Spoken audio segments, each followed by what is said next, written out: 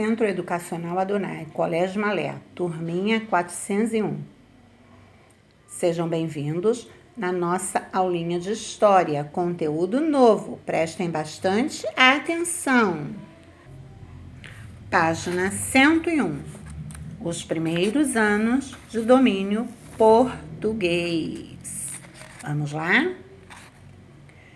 Esse período vai de 1500 até 1530. Vai de 1500, da época do descobrimento, até 1530. E é conhecido como período pré-colonial. Os portugueses, envolvidos com o comércio asiático, né, que é o comércio dos produtos vindos do Oriente, não tinham gente suficiente para iniciar um domínio efetivo do Brasil, para dominar. Eles precisavam de gente para dominar, para que não acontecesse invasão. Todos os contatos eram feitos na costa, negociando a extração de pau-brasil com os indígenas. Todos esses contatos eram feitos na beira do mar. Olha aqui, ó. Tá vendo? Nessa época, foi muito importante a expedição comandada por Martim Afonso de Souza, que em 1532 fundou a primeira vila brasileira, São Vicente, e logo depois fundou a vila de Santo André, ambas no atual estado de São Paulo. Esse português trouxe para o Brasil as primeiras mudas da cana-de-açúcar e o seu cultivo desenvolveu-se em toda a faixa do litoral. Durante muitos anos, houve uma grande disputa com os franceses, mas após várias lutas, os portugueses conseguiram expulsá-los, porque os franceses queriam se apoderar, né? Queriam tomar conta das coisas que existiam no Brasil, das riquezas que tinham aqui. Só que eles conseguiram expulsar os franceses. Os portugueses foram mais fortes, né?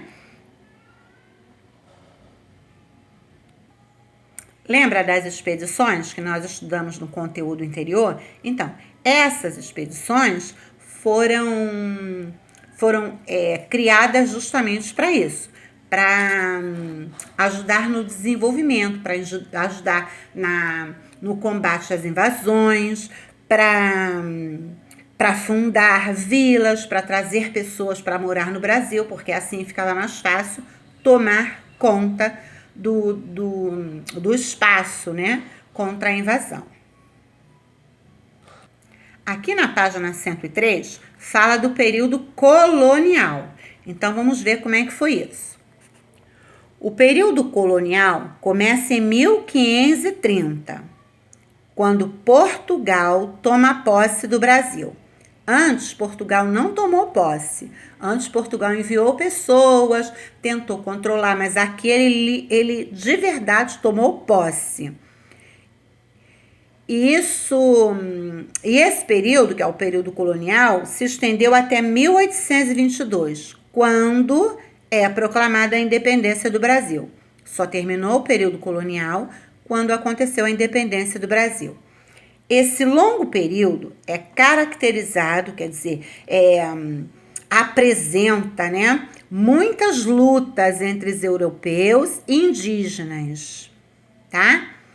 E também o processo de escravização dos africanos que foram trazidos para a lavoura de cana-de-açúcar. Então, esse período é conhecido por essas características: a luta entre os europeus e os indígenas e a escravização dos escravos que foram trazidos para trabalhar no Brasil como escravos, né?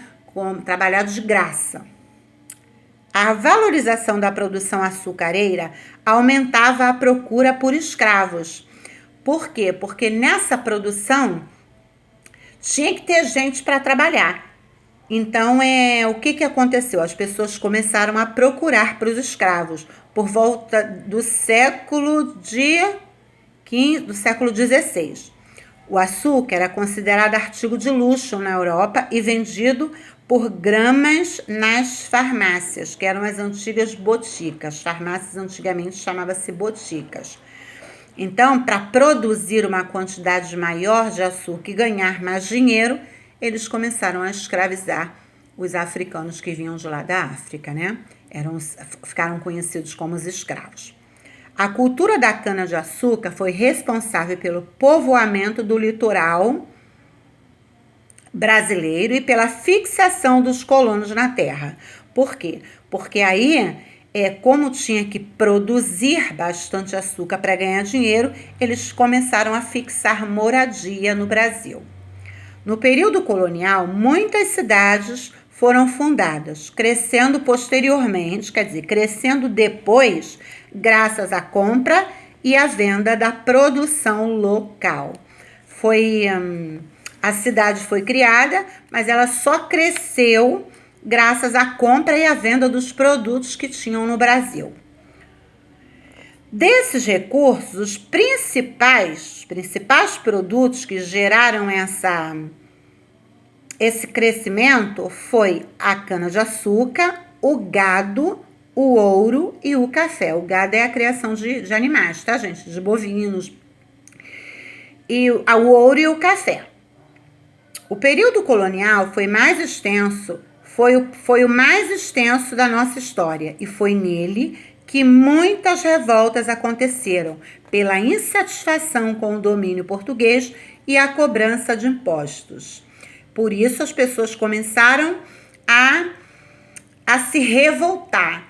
E foi por isso que aconteceu a independência, tá? Porque essas revoltas geravam muitos conflitos contra Portugal. Então, aconteceu a independência. Mais tarde, a gente vai falar sobre esse assunto. Nesse período, o povo brasileiro foi miscigenando-se, ou seja, as etnias começaram a se misturar, né? Nós já vimos isso, né? A mistura de raças. Foi nesse período que começou a acontecer a mistura de raças, de africano com índio, de índio com branco, de branco com negro. Foi se misturando a raça. Aqui essa gravura mostra indígenas vivendo despreocupadamente e interagindo com a natureza. É uma aquarela de Rogendas, é uma pintura, tá? Ele fez uma pintura, não é uma fotografia. De acordo com a história, que a história conta, é uma história verdadeira, ele criou um quadro mostrando isso. Os indígenas vivendo despreocupadamente, em comunhão com a natureza. E aqui é um engenho, que é uma pintura de Frampost, representando o engenho de cana-de-açúcar, um lugar onde era produzida, né? Aqui na página 102 tem os exercícios referentes aos primeiros anos do domínio português. E na página 104, os exercícios referentes ao período colonial. Então, façam com bastante atenção para depois a gente fazer a correção. É fácil, os exercícios são bem facinhos.